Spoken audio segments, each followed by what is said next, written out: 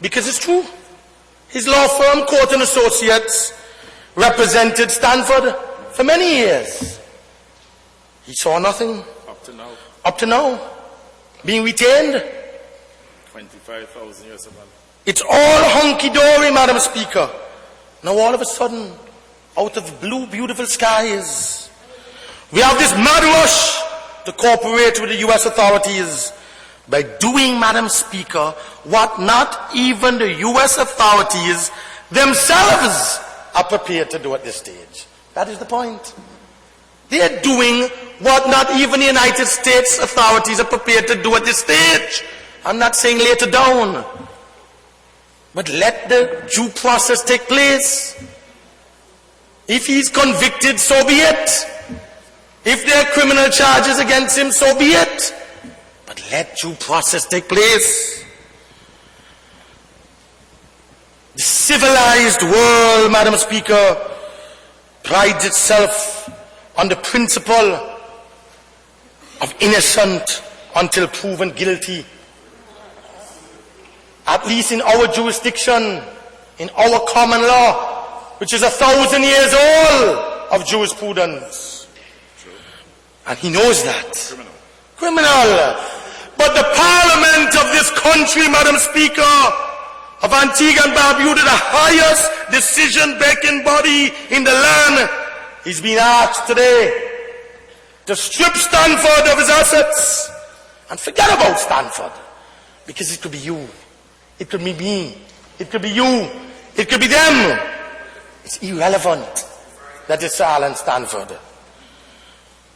But they are stripping him of his assets, suffocating local business operations, Madam Speaker, that have no legal connection to the United States action.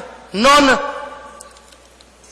Before a court of competent jurisdiction, which deliberates and decides on the charges against him. Not us. And let's forget, as I've said, Madam Speaker, the name Stanford. The principle is what we're dealing with here today. And I say, Madam Speaker, the principle is wrong. And they know it's wrong. You cannot use the power of the state to deprive anybody of property. It's enshrined in our Constitution. Even as they're waiting on a court to decide on the charges of misconduct that have been brought against them. A few days ago, Half Moon Bay is a different situation. Oh God, learn and listen up. How are you going to compare Half Moon Bay to this? Half Moon Bay, it was closed down. It was defunct. The workers were sent home. They were not paid. You will not learn, eh? You will never learn. You can really have the gall and gumption to compare Half Moon Bay to this? If you were in my class, I'll give you 3 demerits. Expel him. And expel him immediately. Of course, for dunceness.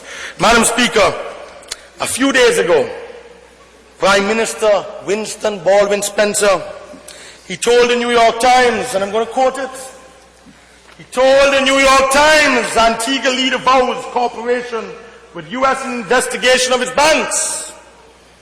And I quote, we are prepared to cooperate fully with the Americans in probing this whole affair. End of quote. He added that the scandal has serious implications for the offshore banking sector. Madam Speaker, what he obviously did not realize is that his acknowledgement countered statements only last week by local bank regulators that the financial system in Antigua was absolutely clean. Do you know that, Mr. Prime Minister? Do you know that your local bank regulators said that the financial system in Antigua was absolutely clean? But does that sound to you, Madam Speaker, like a government that has its head on and knows what it's doing? Come on. We are being told, Madam Speaker, that this UPP government is concerned that Antigua's economy, which is already hurting from a downturn in the global financial meltdown, could suffer further from a financial breakdown. But you see, Madam Speaker, the truth of the matter, Madam Speaker, could you ask the member to keep quiet? Honourable Member for Rural North, please do not interrupt the member speaking. Thank you. Thank you, Madam Speaker. Because it's only a vendetta. It's a vendetta against Stanford. The UPP seems to be forgetting that the United States mission is not to help you. It's to close down the entire offshore industry, the entire offshore banking operations, not just in Antigua, but in the world. Do you understand that? Do you understand what is being sought here by the United States government? Oh, of course, but they know. They know it, you know. They understand, comrade leader, but they don't want to accept. Honourable Member, you're speaking to me. Pardon me? You're supposed to be speaking to me. Sorry, Madam Speaker. Yes, that's right. It's all, Madam Speaker, about ensuring that wealthy United States citizens will have no choice but to keep their monies under the purview of the U.S. Tax Authority, the IRS. Madam Speaker, the implications for Antigua and Barbuda economy are severe. Yes, it's severe. We all agree it's severe.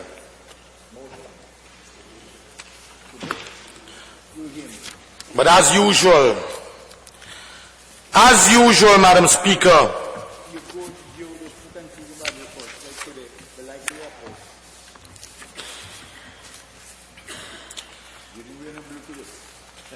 the Prime Minister, Madam Speaker, brings... You having your own meeting over there? Sorry.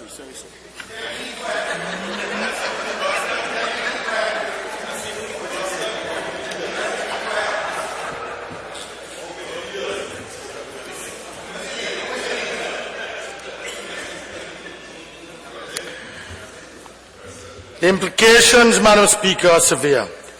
But the Prime Minister has no vision. He's not innovative. He has never been. He has never been creative once in the last 5 years. He cannot be creative in thinking to table what he's tabling today in the public interest. It's all about pettiness. It's all about vendetta. And that's all he's capable of, Madam Speaker. And Madam Speaker, on this point about the offshore dimension of the economy, as it relates to this matter, I want to quote our leader, Lester Bird, who always seems to be so far ahead in his vision for the benefit of Antiguans and Barbudans. And Madam Speaker, the reality is Lester Bird was quoted in today's edition of the Antigua Sun newspaper.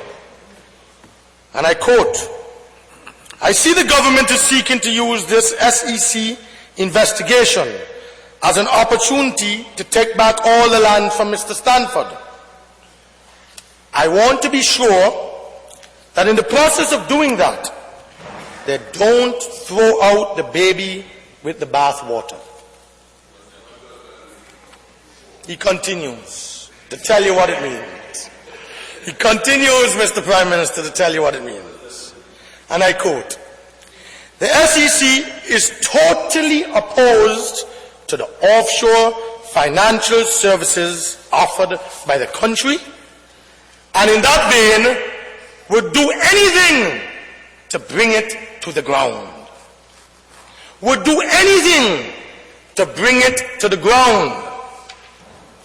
He continues, Lester Bird, today in Antigua Sun, and I quote, "I have not slept, I've done my homework.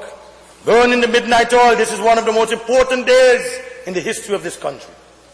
And I quote, Antigua Sun today, "In this case, there must be some presumption of innocence, and just because allegations are made..." You ask what that means, Mr. Prime Minister, now you're not listening. Or you don't care. The presumption of innocence. Madam Speaker,